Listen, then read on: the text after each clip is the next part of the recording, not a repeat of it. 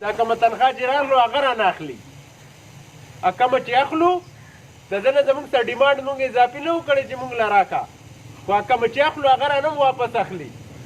نو د هغې د خلاف زمونږ چې دی نن په ټول ملک کې د پسکوز یا د ډسکو څونه د وابډا څونه ملازمین دي مزدوران دي هغه سره په احتجاج دي چې د دې ظالم حکومت خلاف اواز چوت کړي او خپل موقف کلیر کړي. روزانه چې سحر راپاسې نو د دې ملک دپاره د مزدور دپاره یو نوی د هغه ځای نه ایټم بم راغورځېږي.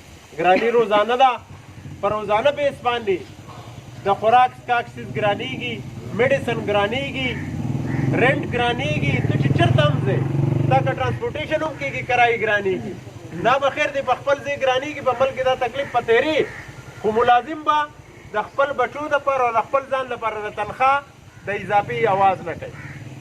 چا نه کوي نو ملازم به څنګه ژوند تېری چې تا هر یو څیز ګران کو، یو څیز د میډیسن یو دوایي په 100 روپیو نن په 200 ده. نن د وړو ریټ ته وګوره، مهنګایي کم حد ته ورسېده. چینو ته وګوره، دا د خوراک څیزونه دي چې د دې نه بغیر ژوند نه تېرېږي. نو په هغې کې هم تا چې دی نو ستا پرې نه ښودل چې یاره ملازمینو ته څه ریلیف میلاو شي.